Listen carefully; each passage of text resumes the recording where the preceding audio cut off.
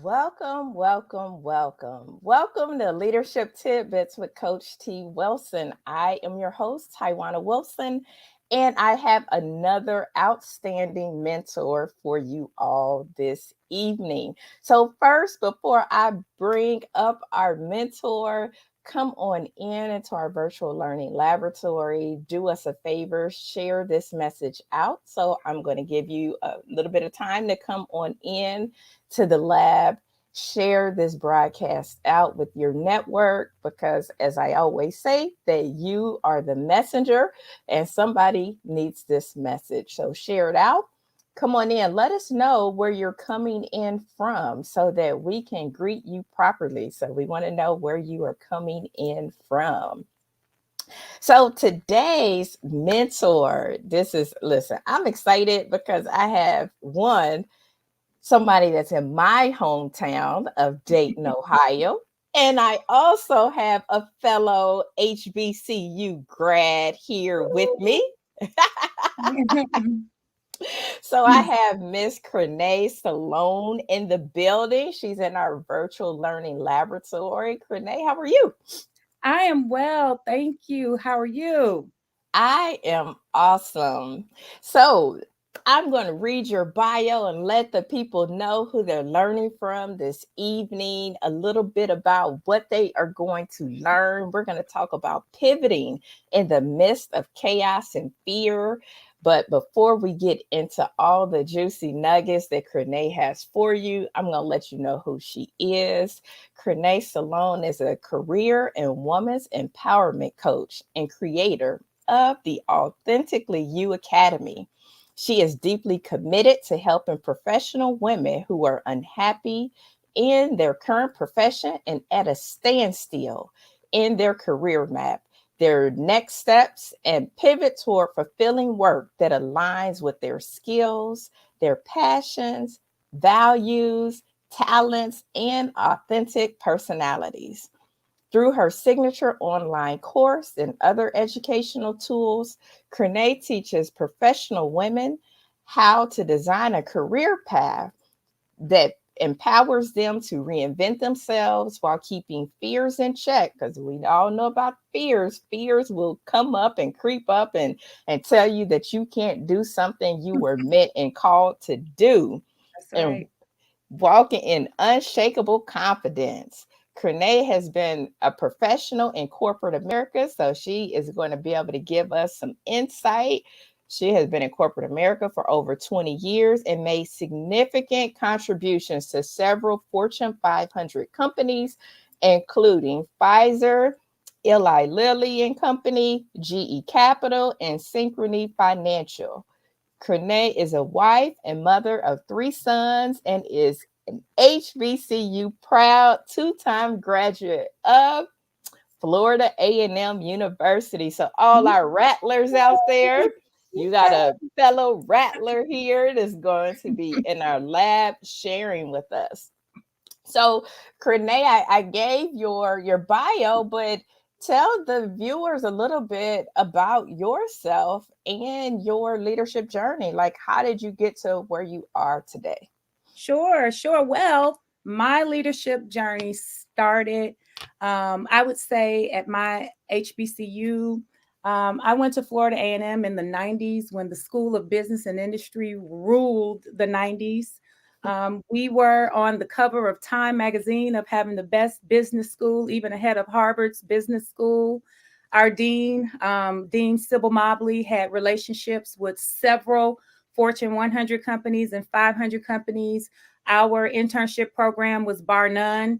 Companies came down to hire us and intern us all throughout the year. We had international internships. We had year-long internships, 8-month internships, semester-long internships. So we had full working experience before we even graduated. So we were a little different, and they came to get us and to recruit us because we were a little different. And so we were taught leadership skills. Our professional development program has spanned over 40 years. It has gone to other universities. Our former assistant dean took our program to Hampton University and has become very, very successful there as well. So my leadership journey started on the campus of Florida A&M University, and it has been developed throughout the course of my professional career. And I wouldn't have had the experiences that I've had. I wouldn't have had the opportunities that I've had, be it not for the program at Florida A&M University and our School of Business and Industry. And so I am very proud when I talk about that program and talk about FAMU and being a part of an HBCU. Awesome. And you can always tell an HBCU grad because they had that passion in their heart. You can tell. I mean, they just like my school. For those that don't know, listen, it is nothing like an HBCU. I am a proud graduate of Kentucky State University, go Thoroughbred. So That's right. yeah, I just love hearing that. I love hearing that you got those leadership skills early on. And I know that it has taken you to all of these Fortune 500 companies. You've had the opportunity to work outside of the country, to be in Canada, and that's pretty awesome. Yeah. Our mentor a couple of weeks ago, she actually is in Canada, so that's cool that you got that opportunity. So I'm not going to parlay this. I know that you are ready to get into what you have prepared for us. Listen, it's time to pivot, y'all. If y'all ain't ready, it is time to pivot. So get on up in here and let's figure out these strategies so that we can pivot in the midst of chaos with Coach Crenee. And I will let you take it away. All right. Well, thank you so much, Coach T, for having me. This subject is very near and dear to my heart for a variety of reasons. And pivoting is just a fancy way of saying making major changes. And, basically, sometimes you have to make a change at the stop of a dime. Sometimes we don't know what is going to happen to us in our life, be it by choice or by force. That would make us have to make a major change in our personal life or in our professional life. So what I just wanted to do is just share, my story of when I had to when I had a chaotic time in my life and career, and I had to pivot. It can all be very exciting. It's overwhelming. It's scary. It's all those things at once. And I just want to share some strategies that help me get through it and to keep moving forward without completely melting down. So I'm going to take you all way back to March of 2008. I'm sure it'll bring back memories of the financial and economic crisis that was getting ready to explode. In March of 2008, I'm planning a wedding. I'm 4 months from getting married. I'm living and working in Cincinnati, Ohio, believe it or not, but I'm planning to move to Dayton. Now, Dayton, Ohio is about an hour south of Cincinnati. Doesn't seem like a huge move, but it's a big enough move. And it's my fiance's hometown. So in March, I moved out of my home into a temporary apartment. I was forced to rent out my own home because the housing market is plummeting so fast. I couldn't even sell the house. In 2008, I became a landlord by force and not by choice, and that was no fun. Up until this point, I was single with no children. I had a dog. I had spent my career chasing opportunity, which is what I was taught to do. It had landed me in different cities. And now I am looking for a new job in a very, very specific location, which is a very, very small market. And the economy is just rapidly declining. And I'm preparing to move to a new city and purchase a new home with my soon to be spouse. It's all exciting and it's so stressful. 8 months prior, I had just moved back to Cincinnati after living in Toronto for 2 years. I had spent 2 years in our Canadian office with my previous employer. So I had a lot going on. I had just moved back to the country, then just moved out of my house, getting ready to get married, planning for a wedding. And let me add a little bit more complication to this. So my fiance was widowed. He was a single father to two small boys. When his first wife passed away, he was left with their 3-year-old son and a 2-week-old baby boy. Wow. So Not only was I getting married, but I was becoming a full-time mother to two small children. When we married, the boys were 6.5 and 3. So, yeah, let that sink in for a little bit. So, that's a little added complication um, to all, the other things that were going on. So, let me recap. I'm planning a wedding. I'm looking for a new job. I'm moving out of my house. I'm moving into a temporary apartment. I'm preparing to be a full time mother while I'm still working in my current job, trying not to lose my mind. So, all of these things are going on. We're trying to hold it together because that's what we do. We have to hold it all together. So, by the end of the first quarter of 2008, it was officially the worst economic crisis the country has seen in 3/4 of a century. Luckily, I was still gainfully employed, but I was becoming more and more cynical about securing a job in this horrible economy that was just getting worse by the second. Worse by the second. I mentioned I was living and working in Cincinnati. My fiance and the boys were in Dayton, Ohio. I needed to find employment in Dayton because a commute of that magnitude between Cincinnati and Dayton every day just wouldn't work for the new family dynamic. And Coach T, you know what I'm talking about. I Um, totally understand. the commute. Um, if I was working in Cincinnati, all the traffic is going north, and I would spend 4 hours in traffic each way every day. And my husband could continue to be a single parent, right? I would just be an additional paycheck. And our entire support system was in Dayton, Ohio. So it was very important that I got to Dayton, Ohio. So thankfully, 4 weeks before the wedding, I was hired by the financial services division of GE Capital. Securing that position, it alleviated a lot of the stress. To know that I secured a new role was only half the battle. By the time I was married in July, I started my new job a few weeks later, but the bottom was really dropping out of the economy. I started to ask myself, who goes to work for a bank during the worst financial crisis in nearly 80 years? People were losing their jobs left and right. I was overwhelmed throughout the entire process. I was a finance manager who spent the first 15 years of my career in corporate finance. It's never fun to start a new position where I had to walk in the door and participate in cost out exercises. I watched hundreds of people lose their jobs while I walked into a new role. I had a tough time during the first 6 months, and if my life couldn't get more interesting or complicated, I was married for 7 months and on the job for 6 months, and I became pregnant with our third son. So I was having all the fun. Now, I say all of this to say that while I was going through this experience and taking into consideration all the major life changes, there were three main strategies that got me through, believe it or not. I think we are trained as business people and just as human beings, to kind of hold it together and to be our best selves. Because at this point, I was not only being my best self for myself, but I also had other people to keep in mind at this point. But I would tell you the number one strategy that I would offer someone who's pivoting or making major changes, whether it's personally or professionally, is to actively seek out the opportunities in the chaos. It was Albert Einstein who said, in the midst of every crisis lies opportunity.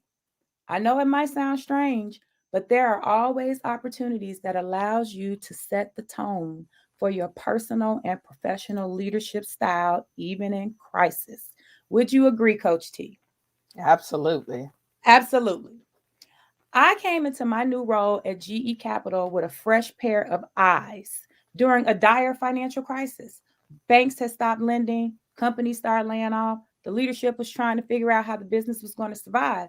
But the silver lining for me was that I was new. I wasn't attached to any of the history. That left opportunity for me to set up my team in a way where I could learn as much as I could, assess the situation, and offer new solutions and even fail.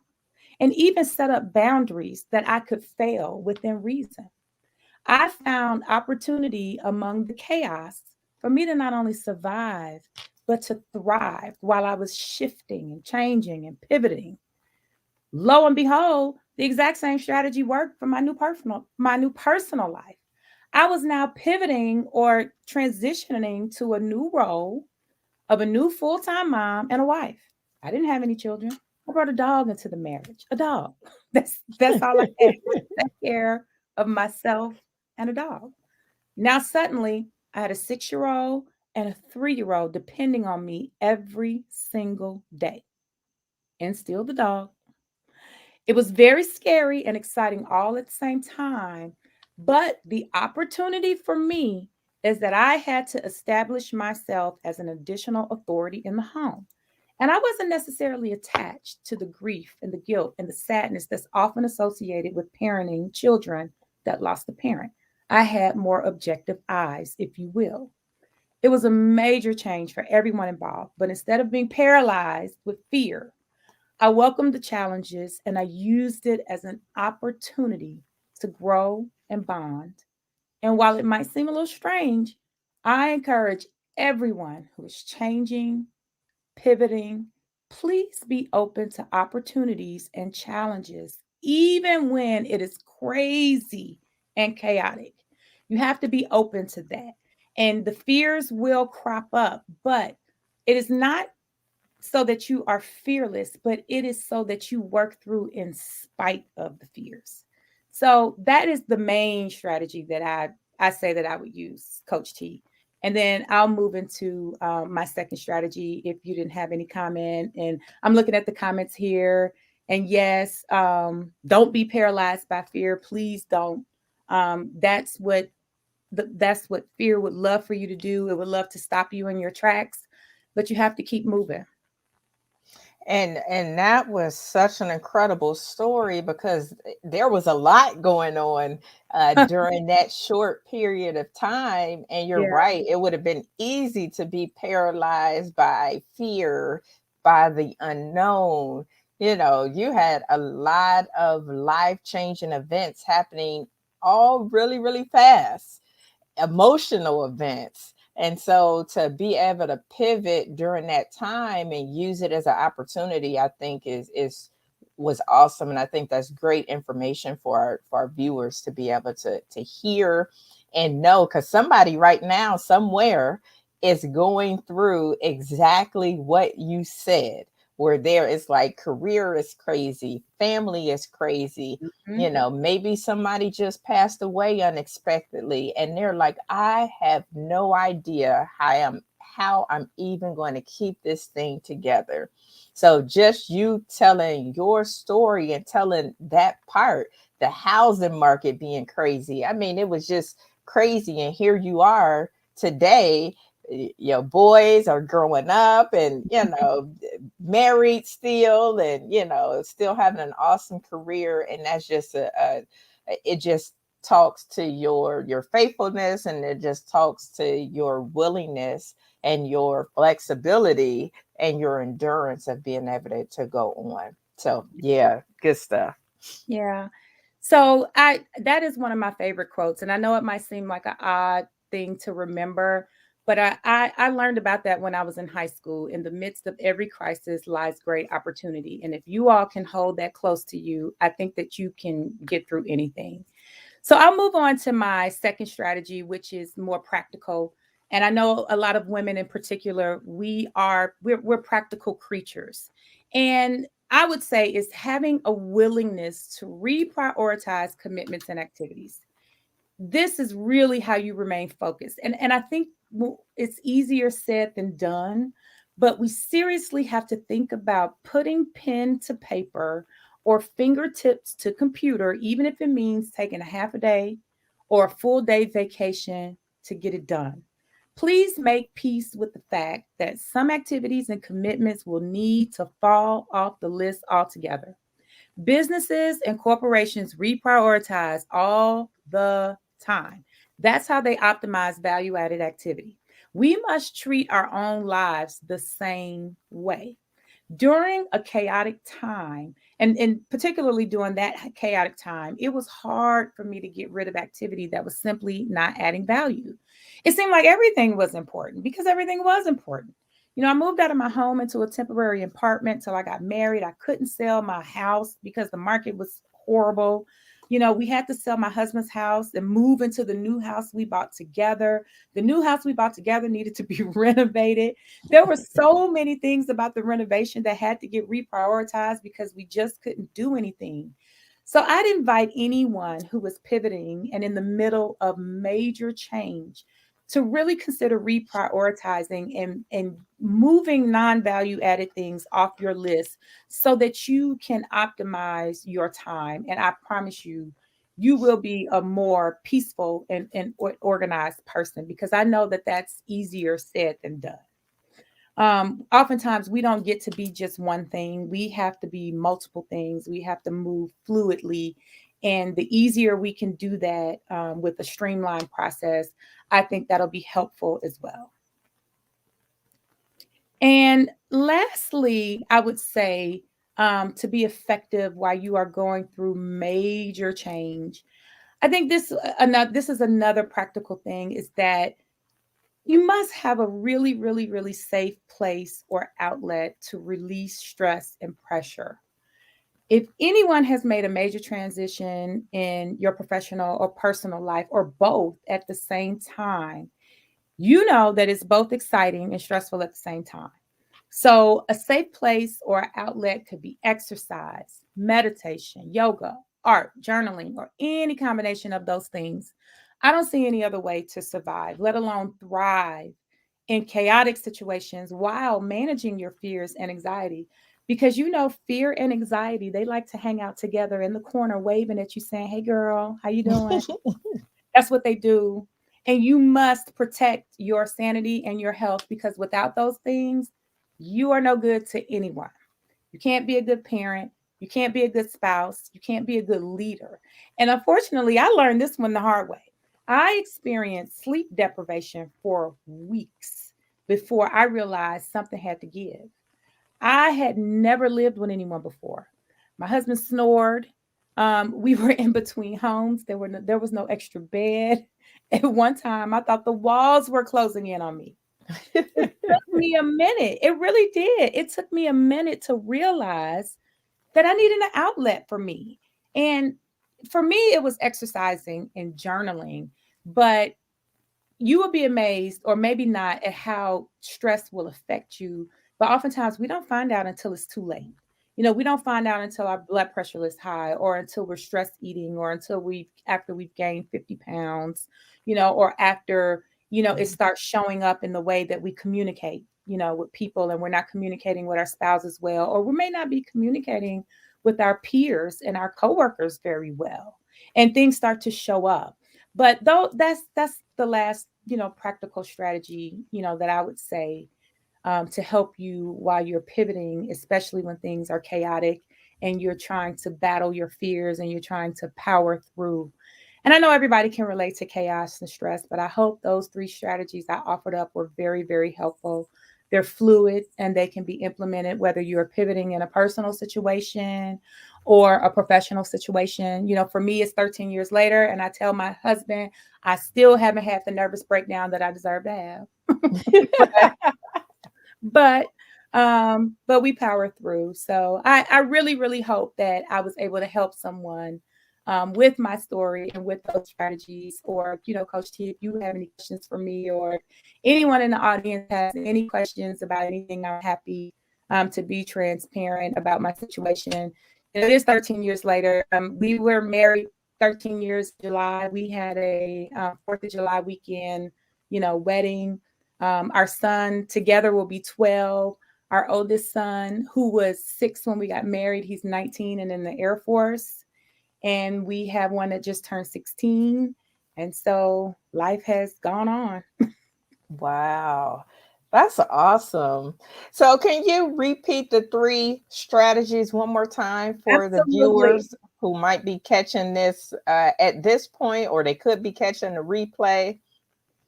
Absolutely. So the number 1 strategy is actively seek out opportunities in the chaos. Remember Albert Einstein's quote of, "In the midst of every crisis lies great opportunity." That is a big one. That is always a big one. That'll keep you focused as well. The second strategy is have a willingness to reprioritize your commitments and activities. You absolutely have to remove non value added activity and optimize your value added activity. And the third strategy is to have a safe place and an outlet to release stress and pressure. So, those are the three strategies that will get you through while you are changing and pivoting during chaotic times. Awesome.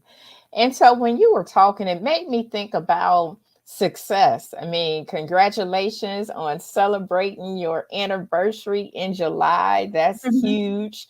And then with your sons just growing up and one being in the military and, Yes. the other at 16. I mean, they're just growing up.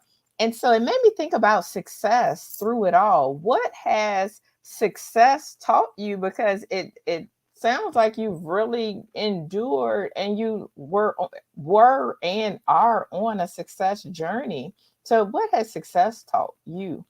Well, I tell you this, being here, eh, I'm glad you asked me that question because the very fact that you invited me here and you've given me this platform, because one thing success has taught me is how important it is to be transparent and vulnerable about my own journey in an effort to help others. And the fact that you've given me this platform to do that, um, that is what I feel about success. And that's what success has taught me is that it is important to reach back and that it's important to be transparent and so that you can help others. And that's what I'm committed to doing. That's what I've been committed to doing my entire life and my entire professional career, is helping others. And as I've gotten older and as I've raised my children, it has become even more important that I do that in a different way. We work every day and we want to be the best, version of what we've been taught to be. We want to do a great job. We want to be good leaders. We want to be good parents.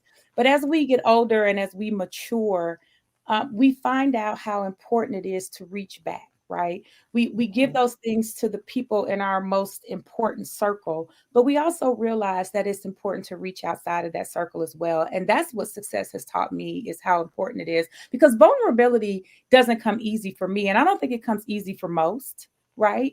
But it's Mhm. important to be vulnerable if you are going to be transparent. Absolutely. And I'm happy you mentioned that about being vulnerable and being transparent. And that's really important for our leaders today, especially if you are a leader of people, meaning that you're a manager or you are a Mhm. supervisor. It's difficult connecting with somebody that's like a brick wall, like you don't know anything about them. They come off as very disconnected, disengaged, and it's all about the business. Mhm. And as managers of people, as supervisors, we need to get back to, especially if you lost it or maybe you never had it, we Right. need to get back to the business of people and really connect them because at the end of the day, people in organizations are the organization's most important asset, Right. period. And so, being vulnerable as a leader, being connected and getting to know your people, I think that's huge. And just like you said, success, looks different for everybody and define it for yourself. But like one of the mentors that was in the laboratory a few weeks ago, DJ Alexander, he talked about finding your life's work. And it reminds me when you said that, it reminds me of what he was talking about is finding your life's work and that give back as you climb, the ladder or whatever the case may be, that whole, reaching back and pulling somebody else forward with you. And I'm sure as you have been climbing the ladder and having great success, I'm sure you've had some failures, some learning lessons, some oh my goodness, moments that you have had along the way. So I don't like to just share the good, like, oh, you've been over, all these Fortune 500 companies and leading these teams and living Mhm. inside and outside of the Mhm. United States, and you made it. But, which is I don't know awesome. about that. Which is awesome. But I think it's important for our viewers, the people that's in our learning laboratory, to also know that with success comes failure, and that's a part of the process, that it is going to happen at Exactly. some point or another. So can you talk to our mentees out there that's thinking, man, I just came off of a failure, how can I recover? Talk about one of your failures or learning lessons that you've Oh, learned along your journey. absolutely. And I'm glad you mentioned, about the people and being managers of people, because, one in particular sticks in my mind. Actually, when I was, had a small team um, early on back in my career. And, you know, part of managing a team is that you want, to develop your team, because part of your success is ensuring, the success of your team, right? And that's just a part of it. You want to see them grow. You want to see them branch off into areas that they're interested in, and again, that's a reflection of them being developed in areas that they want to be developed in. And so, um, I had it in my mind that I had a development plan. I think I had about 4 direct reports at the time. And, each had their own development plan according to their own strengths and their own things that they wanted to do in their career. And I had someone who was terrified of presentations and public speaking and those things. And that person, you know, they kind of wanted to improve it, but not really. It was kind of one of those things. Well, I'll say that I want to improve it because I know I have to put something on my improvement plan, but I really, if I can hide, I'm going to hide every chance I get. That was kind of her plan. So, I call myself, putting together a team, to do a presentation. We were working on a project. And so the people who did the work, I was going to make sure that they did the presentation. And she was one of the people, who did the work. But, she kept telling me over and over again, I don't feel comfortable, being a part of this presentation, Crenee. But I pushed and I pushed, and in that instance, I think I pushed a little bit too far.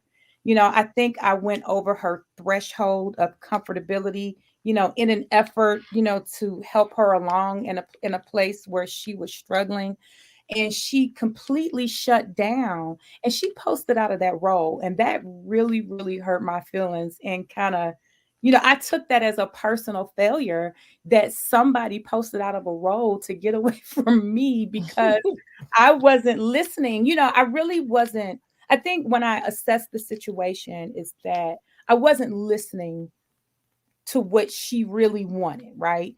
I Mhm. knew that she had an area that she wanted to improve in, but I think that I forced my will on her and what I wanted to see her do, because I knew she was smart and I knew she was capable and I knew that she was all those things, but she just wasn't, comfortable. And she didn't have to. It wasn't like it was a requirement of her job or for her to keep her job to do these things. And I think that I really missed an opportunity to connect with her and with one of my employees and to really listen, to what they wanted and how she wanted to advance her career. And she posted out of that role. And so I took that as a personal failure. And so that was a lesson for me, to do what you just said, to make sure you make those connections, make sure you're listening to what people are saying and what they are asking and what they really want, and try to marry that, to really help them.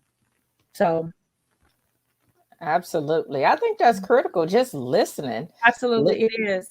Mhm. Listening to what people want, and actively listening, going back to knowing your people, Mhm. it is important.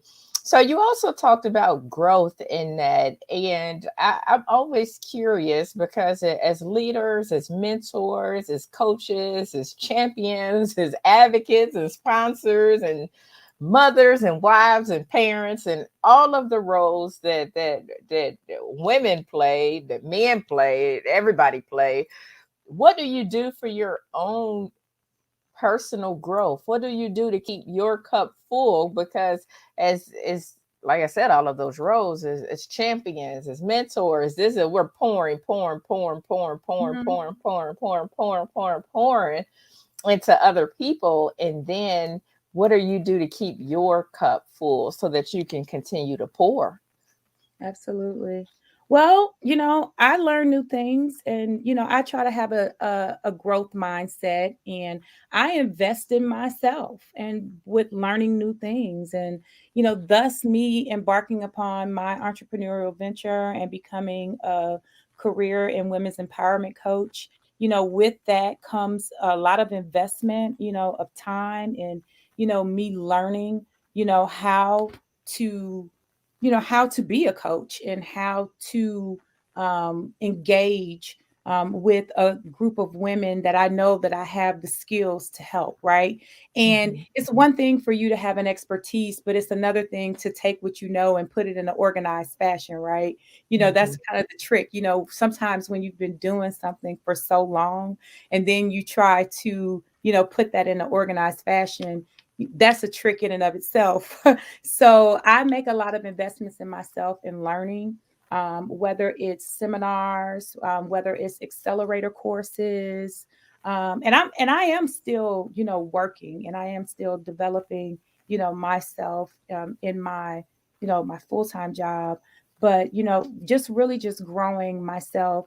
One of the favorite pieces of advice that I got in my entire life, that whether, my one of my mentors told me, I don't care if you're a leader, a mentor, or a teacher, you need to remain a student for the rest of your life, for your entire life. Remain a student. I don't care, how much of a mentor or a leader you think you are, you should be a forever student. And so I take that to heart. And so in order for me to pour into others, I have to continue to pour into myself with education and learning and investments, in myself. So Absolutely. I'm happy that you mentioned that too, because sometimes people think that, they get busy and they like, well, I don't have time to grow. And you're absolutely right. If you're not learning, you're not growing. Growth is intentional, and you don't just wake up and like, whoa, I grew. That only happens when you a kid and you grew a couple inches. But exactly. Or a treat or a plant. right. I But like in that. regards to your own personal growth, you have to, it's, growth, it's action, right? And so Yeah. you have to be committed to investing in yourself and, going to seminars, going to conferences, getting in the room. Our mentor, Georgiana Collington, who was on the show from Canada by way of Jamaica, one of the things that she says as she talked about servant leadership is that there's wisdom in the room. And so I'm giving her credit because I didn't use it a couple times, but I am giving you credit, Georgiana, for your phrase. However, because it was great, it was awesome in that there is wisdom in the room, and you need to make sure that you're in the room getting the wisdom. And that's how you get it. You get in the room, you get in here in our virtual learning laboratory, and let us know you're here, and you get the knowledge that Coach Crenee is sharing with you today. I was just very fortunate and blessed to have just come back from the John Maxwell International Leadership Conference, and just being in the room with all of those other people. I mean, I'm still on the high because of the energy. It was like I'm in the room with John Maxwell, I'm in the room with Dave Ramsey, I'm in the room with people that travel for days. And I mean days to be in the room. So it's something about being in the room. I'll never forget. I met a gentleman from Nigeria, and he said if it, due to the pandemic, he had to get his travel visa about 2 years ago just to be in the room. Mm, And you you serious? Listen, just to That's be in the serious. room. He like, I needed to be in the room. And you know, if you've ever traveled international and traveled to Africa, you know those flights are long, those flights are expensive. And he like, you know what? I had to be in the room.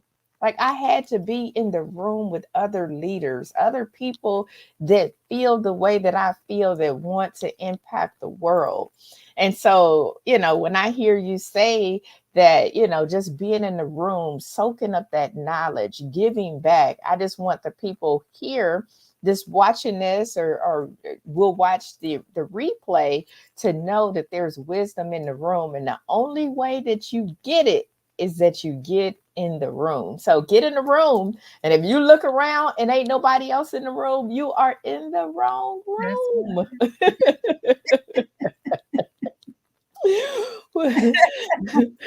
I like that. I It's true. It's true. I mean, you have to seek out in order to fill yourself back up, right? Mhm. I can't feed anybody if I'm empty. And so it is very purposeful, it is very intentional, that I seek out ways to fill myself up with knowledge and learn new things, because that's the only way that I'm going to continue to grow and to continue to be a student. So that's my number one focus, is to always remain teachable, always be a student, and the leadership and the mentorship will come. That's not even my main focus. My main Mhm. focus is staying hungry and, like you said, being in the room. What can I glean from this? What can I get from this? And that's what I want to do. So Absolutely. Yeah. As Les Brown says, you got to be hungry. You got to be hungry about this information, that's be right. hungry about this knowledge. And as we say, learn, apply, teach. That is the way that we operate, and that's the way that we do things. So, Crenee, are you into reading? And if so, like, what books are you reading?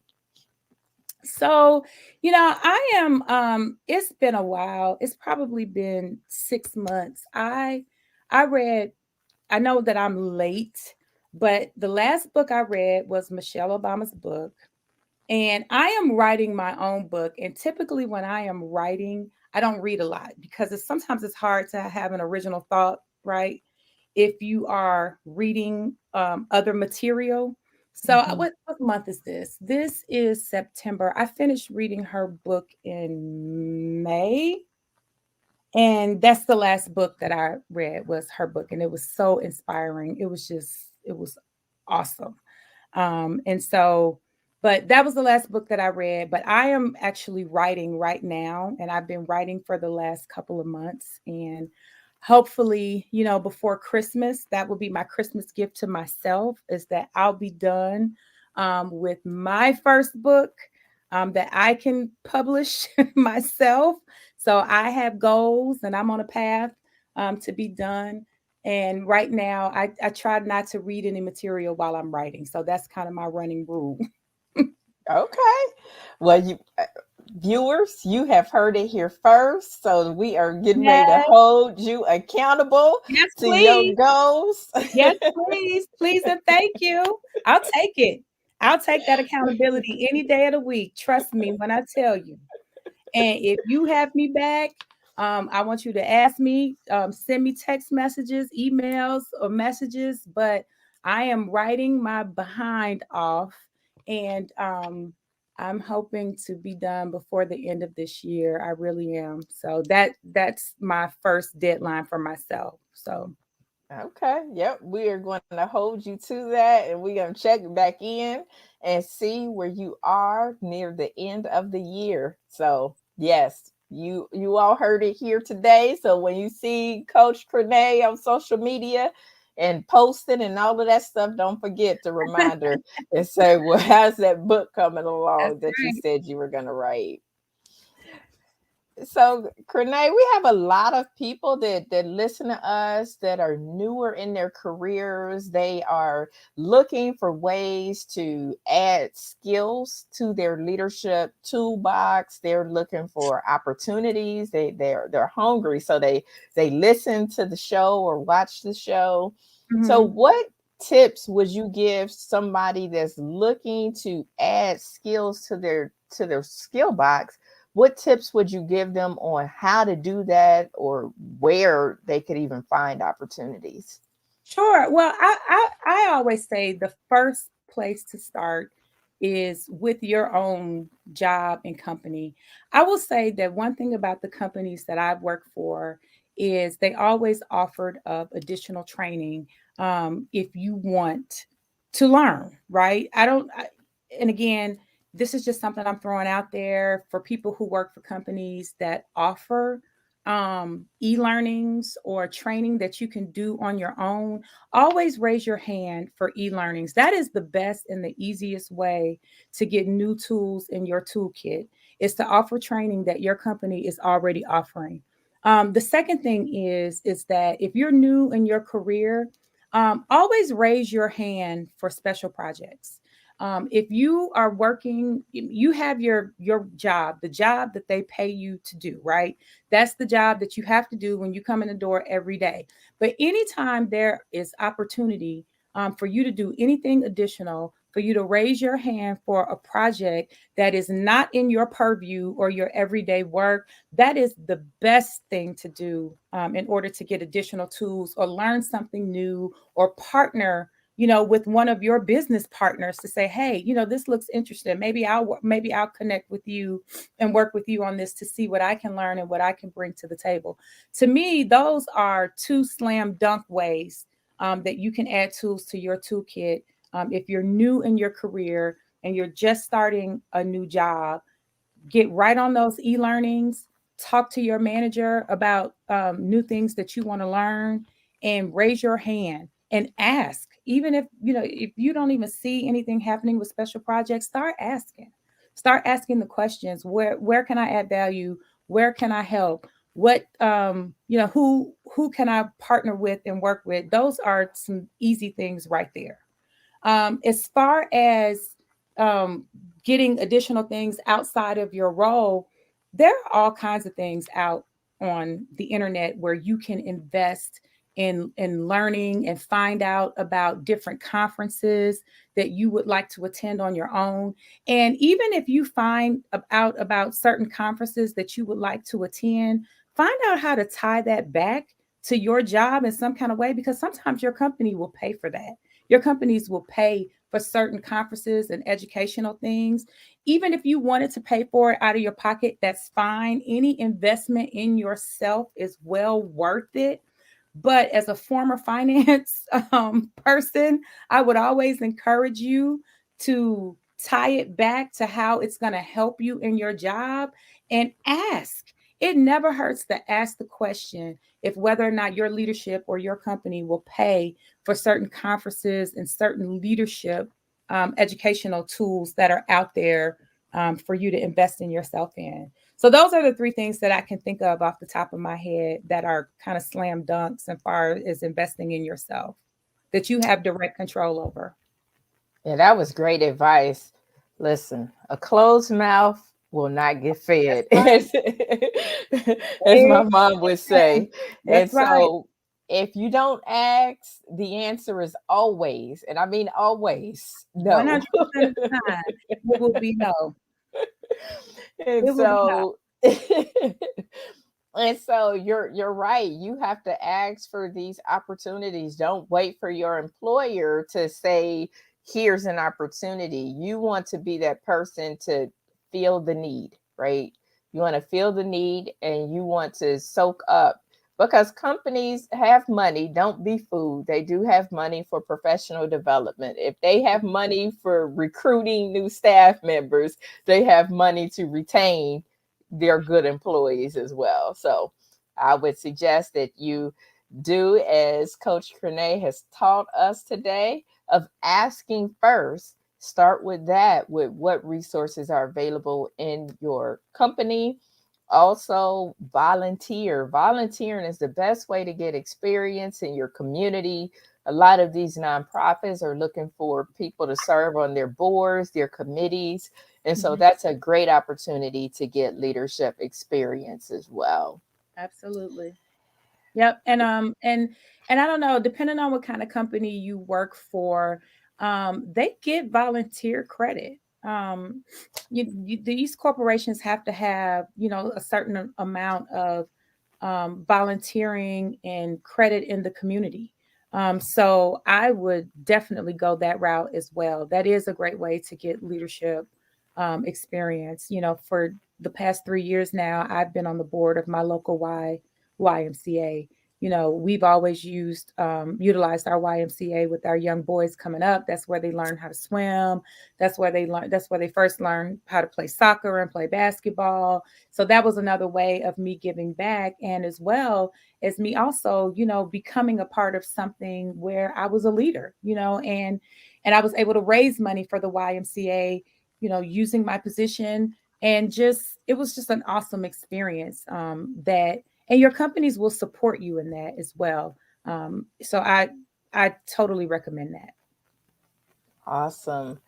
What would be your tidbit of wisdom, your one or two tidbits that you would Mhm. like to leave the viewers with that they can start to implement right away? So that practical, because we're all about giving people practical tips Mhm. that they can use in order to succeed, in order to win. So, what would be your one or two tidbits you want to leave the mentees in our learning laboratory with? Well, the first thing is, I think Coach T said it earlier. You get to define what success is for you. That's number one. Nobody gets to define what success is for you.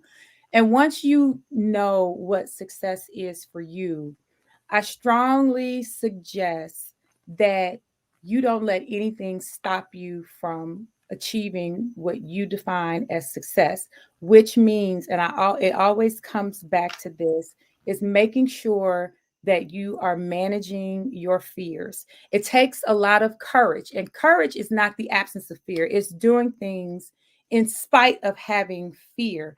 It is just define success for yourself. I'm looking at the comments here, and making sure that you are putting your fears in check.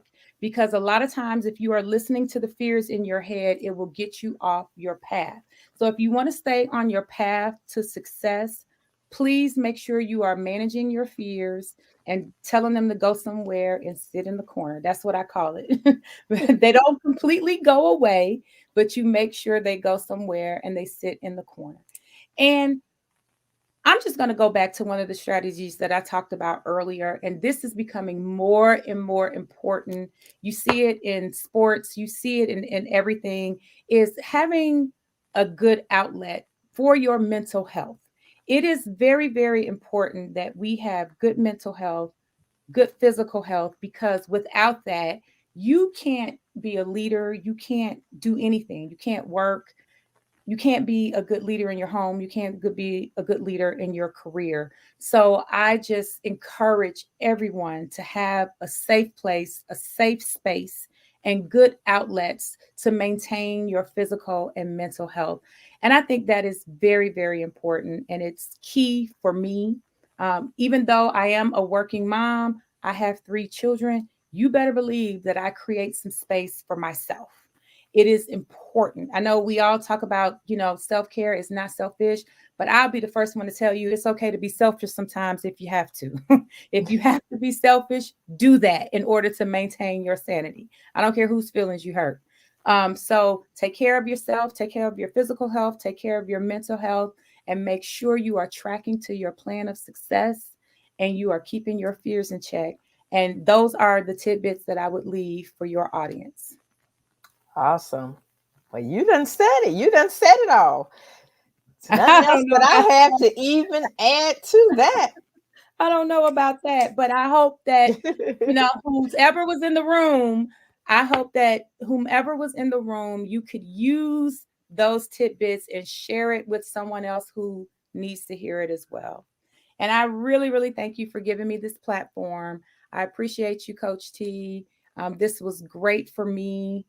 I just, I'm overwhelmed, and I appreciate it.